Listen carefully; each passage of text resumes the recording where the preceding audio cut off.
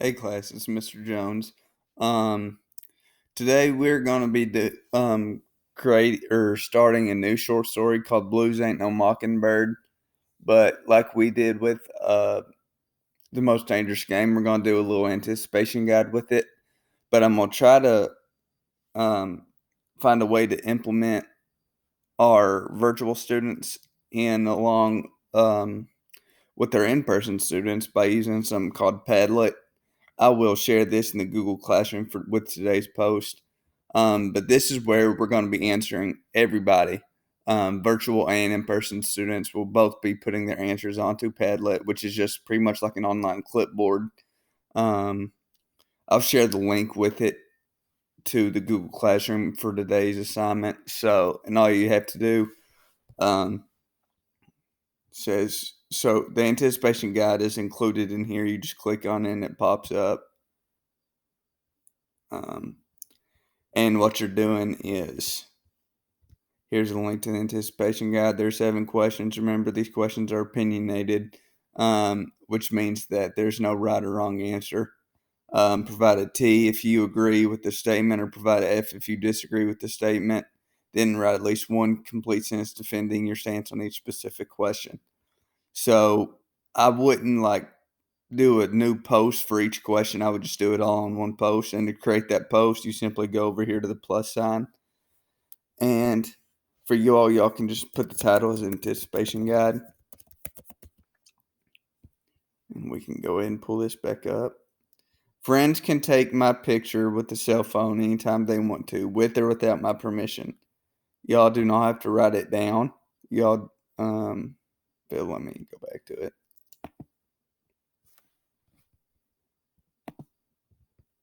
Edit post. So number 1, true, false, whatever you all think, and then you just provide a sentence of reasoning. I agree with this because I disagree with this because. All right, so we're done with number 1. So we go back. Number 2. It is okay for a stranger to take my picture with a cell phone at any time with or without my permission. So because we went back and looked there, it kind of closes this and this response post we have, which apparently if you double click it, it works. But if that doesn't work for y'all can just hit the 3 dots up here and go to edit post. That should let you.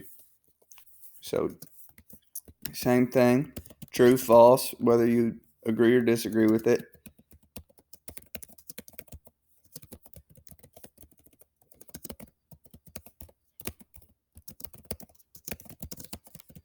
And we go through and we do that for all 7. So I'm not going to do it all the way through, but do it all the way through number 7 because that's however many questions you have. So make sure that that's just one post, and that's all we're going to do for the anticipation guide. I'm not going to make you all respond to, another classmates, but if you would like to, feel free to. Just remember, it's okay if students have different opinions, or if any of us have different opinions. That's what makes just life great. Not don't try to insult somebody because they don't agree with what you believe in or a certain stance you take. So if you want to comment, like you see something posted from one of your friends and you were like, well, I disagree with that, or I agree with that, feel free to comment. But remember, like I said, keep it civil. Don't just put, hey, that's so wrong. Because, like I said, just because you all have differing opinions doesn't make you or them any less right or any less wrong. So that's all I need for the anticipation guide.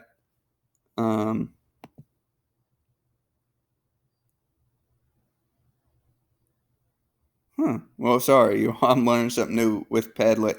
Like I said, this is my first time ever doing it. I just heard it from another teacher about trying to implement virtual and in-person students, so I'm learning along with you all. So if y'all don't want to go through and pick them all, like go through like do number 1, then have to go back and then do number 2 in here, and then go back, do number 3 in here. You all can just do it on a Google Doc. Go to Edit Post, hit these dots down here, and you can upload a file from your computer, which you'd go to Pick File, and it should give you an option to select the document that you did.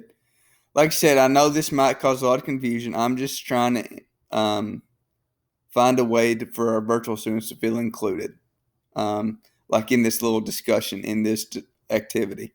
So that's all we're doing with the anticipation guide. So I'm going to delete it. Yes. And it says here, after completing the anticipation guide, I want you to read this article about how China used technology to respond to COVID-19. While reading, take a stance. Do you think this is okay for a country to do, or are they infringing on your privacy? Defend your answer. So that's pretty self-explanatory. You just click it. It should bring you up to the link. Just go through and read it. It's not too long, I promise you. Like I said, I just wanted to bring a kind of a real world topic in here too, just so you all can see that this isn't just about Blues Ain't No Mockingbird. This is about, everyday life. There are topics in everyday life that are similar to the topics that are in this short story we're going to read. So as we did with the anticipation guide, you just hit the plus sign, and you can title this article response or just article. I don't care. Then you're gone. You're just going to type your response to it. I think this isn't okay because, and then you provide reasoning for it. You all don't just put, I think it's okay because that's how I feel. You all give me at least a couple of, give me 2 to 3 complete sentences. I need more than I just think it's okay. Why do you think it's okay? Why do you not think it's okay? Because like I said, this is something that's going on in the real world. And if you want to bring your social studies knowledge into this, that's perfectly fine. I really kind of enjoy the across content, or dealing with different subjects across content.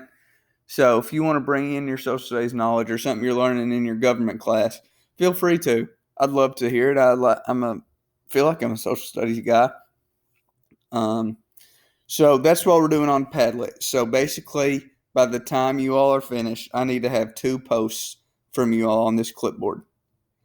One, the anticipation guide, which can be a post like this, or you can insert a file of maybe a Google document of you just answering these with your reasoning. And then I need another one, your response to this article. So everyone needs to have 2 posts on here. And then there's something else I want you all to do. I'm going to post this in the Google Classroom as well. This was something that the New York Times created. It's just a little quiz where you answer some questions. How would you address a group of 2 or more people? And this is strictly based on you, not someone else in your family or your friend or anyone else. So I always say you all. So I'm going to do that. And based off this, they're going to tell you what part of America you're from. And at first, I was very skeptical. I'm like, they can't do that. But I'm going to show you all kind of my results here in a second. And I want you all to see kind of the accuracy of this. I do want to tell you all, though, there are some on these where you might not, like, for example, there were a couple I'm like, what the heck is that? And they give you let me see if I can show you, law. Like this, I have no term for this. What do you call something that is across both streets from you at an intersection, diagonally across from you in general?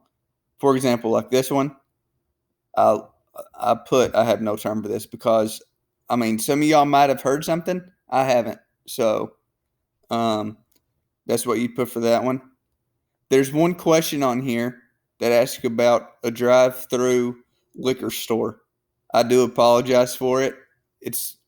I just like the quiz, so please don't think I'm like trying to go in depth about your liquor store terminology, because that's not the case at all.